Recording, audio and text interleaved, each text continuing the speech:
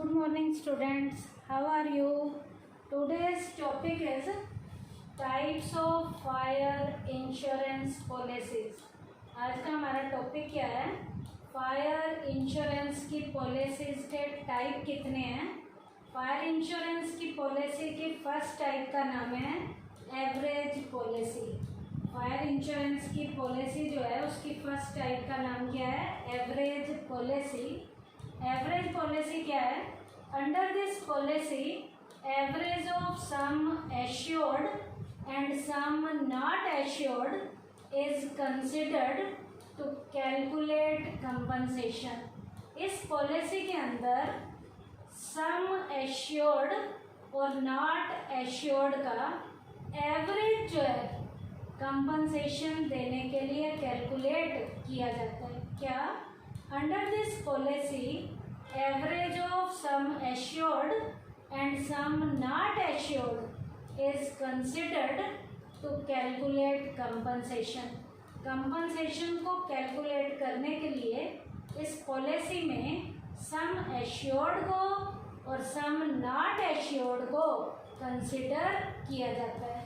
अब यहाँ पर कैसे इसे कंसिडर करते हैं? मान लीजिए a property whose actual worth rupees 60,000 is for rupees 40,000. The loss due to fire is rupees 30,000. The insurance company will distribute in the ratio of sum assured and the sum not assured. That is कितना? 40,000 ratio 20,000. Hence 30,000 is rupees 20,000 will be compensated by the insurance company and 10,000 by the insured himself. यहाँ पर सम assured और सम not assured को यहाँ consider किया जाता है। कौन सी पॉलिसी में? एवरेज पॉलिसी में। उसके बाद सेकंड है वैल्यूड पॉलिसी। ये क्या है? For such product whose value cannot be decided at the time of an occurrence of loss। बेटा लॉस के टाइम पीरियड में जब किसी भी प्रोडक्ट की वैल्यू को डिसाइड नहीं किया जाता, वैल्यूड पॉलिसी इज टेकन। इसके लिए जब किसी भी प्रॉपर्टी की वैल्यू को आप डिसाइड नहीं करते हो या नहीं कर सकते तो वैल्यूड पॉलिसी ली जाती है। The amount of the policy is decided mutually by the insured and the insurer at the time of taking the policy। तो बेटा यहाँ उस प्रॉपर्टी की, उस प्रोडक्ट की वैल्यू को दोनों मिल बैठकर डिसाइड करते हैं। दोनों कौन? इंश्योर्ड और इंश्योरर।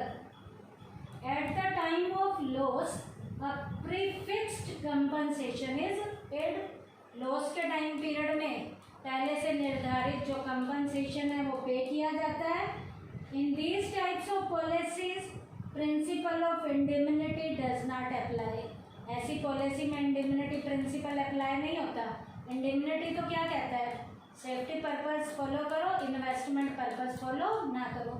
तो ऐसी पॉलिसी पे इंडेमनिटी प्रिंसिपल अप्लाई नहीं होता।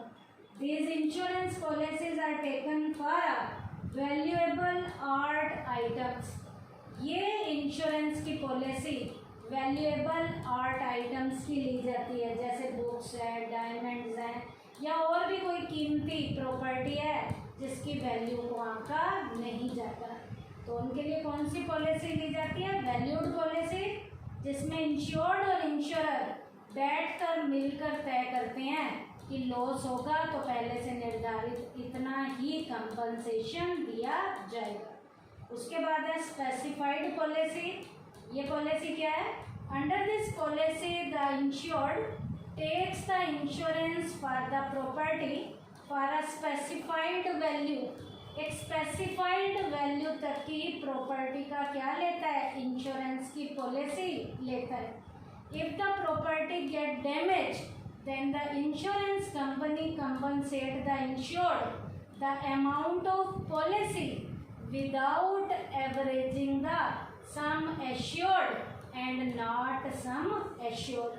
ऐसी कंडीशन में बिना एवरेज के जो सम एश्योर्ड और नॉट सम एश्योर्ड है इंश्योरेंस की कंपनी इंश्योर्ड को स्पेसिफाइड वैल्यू तक का ही क्या देती है, कंपनसेशन देती है यदि उसकी प्रॉपर्टी को क्या होता है, लॉस होता है। कैसे? A person takes the insurance policy of his property of ₹30,000 for ₹20,000. The property get damaged to the extent of ₹15,000. The loss of ₹15,000 will not be compensated on the basis of average, but the insurance company will compensate the full damage of ₹15,000. क्योंकि 15,000 का कराया तो 15,000 का loss हुआ तो compensation दिया जाएगा। ये कौन सी पॉलिसी थी? स्पेसिफाइड पॉलिसी, जिसमें क्या होता है, under this policy the insured takes the insurance for the property for a specified value. तो स्पेसिफाइड वैल्यू 15,000 तक का कंपनी क्या देगी, कंपनसेशन देगी। उसके बाद है ओपन और floating policy. This insurance policy is taken when goods are being used daily use की जो गुड्स हैं उनके लिए ये पॉलिसी ली जाती है। And a constant change is there in the quantity of product. यहाँ पर प्रोडक्ट की क्वांटिटी में कांस्टेंट लेवल का चेंज होता है। This policy is taken for a fixed value. Fixed value की पॉलिसी ली जाती है बाय पेइंग सम प्रीमियम, कुछ प्रीमियम देकर। कैसे? जहाँ पर यहाँ क्या बताया जाएगा, जो हमारी ओपन और फ्लोटिंग है इसका example, this policy is taken for a fixed value of paying some premium if there is any damage to the goods kept in godam and duly insured then the insurance company compensate for the loss. गोदाम में माल पड़ा हुआ है तो उसके compensation के लिए यदि कुछ नुकसान होता है तो कंपनी के द्वारा क्या दिया जाता है, कंपनसेशन दिया जाता है। क्यों? क्योंकि कांस्टेंट लेवल के डेली यूज की गुड्स में क्या आ रहा है, चेंज आ रहा है। उसके बाद है कम्प्रीहेंसिव पॉलिसी, है क्या? Under this policy the insurance company provide cover against any risk affecting the goods such as fire, theft and earthquake etcetera. The insurance company promises to compensate for any type of damage. किसी भी तरीके का कोई damage हो, fire से, theft से, earthquake से, तो ऐसी कंडीशन में कंपनी कम्प्रीहेंसिव पॉलिसी के अकॉर्डिंग जो नुकसान हुआ है उसका कंपनी क्या देती है, कंपनसेशन देती है। उसके बाद है एडिशनल रिस्क पॉलिसी। इसका एक और नाम दिया है, इसे हम एक्सेस पॉलिसी भी कहते हैं। Under this policy 2 insurance policies are issued. इस पॉलिसी में 2 इंश्योरेंस की पॉलिसी को इशू किया जाता है। फर्स्ट इंश्योरेंस पॉलिसी क्या है, the value of minimum stock kept in गोदाम इज मेंशन। पहले में मिनिमम स्टॉक जो गोदाम में रखा गया है वो मेंशन किया जाता है। If any point of time the minimum level of stock exceed the prescribed limit, अब वो मिनिमम वाला प्रेस्क्राइब्ड लिमिट से यदि ज़्यादा हो जाता है stock, then the for extra stock an extra insurance policy is taken. Extra stock के लिए यहाँ एक्स्ट्रा वाली जो पॉलिसी है वो स्टॉक के लिए ली जाएगी। The first insurance policy taken is called, जो पहले के लिए ली गई है उसे तो ओरिजिनल रिस्क पॉलिसी कहते हैं। And when the second policy taken, जो एक्स्ट्रा के लिए ली गई है, उसे क्या कहा जाएगा, एडिशनल रिस्क पॉलिसी। तो जितना अमाउंट है उसके जो रखने के लिए जो पॉलिसी ली जाएगी वो तो होगी ओरिजिनल, और एक्स्ट्रा के लिए जो ली जाएगी उसे कौन सी कहा जाएगा, एक्सेस पॉलिसी कहा जाएगा। उसके बाद है कॉन्सिक्वेंटल लॉस पॉलिसी, है क्या? This is a special insurance policy under which not only the actual damage but also any other loss for arising या assigning out of the damage is compensated. यहाँ पर बेटा क्या किया जाता है, कॉन्सिक्वेंटल लॉस पॉलिसी में ये एक स्पेशल टाइप की इंश्योरेंस पॉलिसी है। इसमें एक्चुअल लेवल के लॉस को ही कवर नहीं किया था, but also any other laws arising out of that damage, उस लॉस के कारण जो दोबारा लॉस हुआ है उसका भी यहाँ पर क्या किया जाता है, कंपनसेशन दिया जाता है। कैसे? If fire breaks out in a godam, गोदाम में आग लग जाती है and the whole stock get damage, सारा का सारा स्टॉक डैमेज हो जाता है, then businessman has to suffer not only the loss of goods, businessman को गुड्स का तो लॉस होता ही होता है, but he may have to close down his business for a certain time period. यहाँ पर बिजनेसमैन को उस लॉस के कारण अपना बिजनेस कुछ टाइम पीरियड के लिए बंद भी करना पड़ता है, क्लोज डाउन भी करना पड़ता है for a certain period. This policy compensate not only for the damage stock but it promises to compensate for the loss of profit being faced due to the closing down of business. यहाँ पर company बेटा जो नुकसान हुआ है वो तो cover करेगी ही करेगी, बिजनेसमैन का जो धंधा चौपट हो गया उस धंधे के चौपट के कारण भी जो लॉस हुआ है यहाँ पर कंपनी उस लॉस को कवर करेगी। कौन सी पॉलिसी में? कॉन्सिक्वेंटल जो लॉस की पॉलिसी है।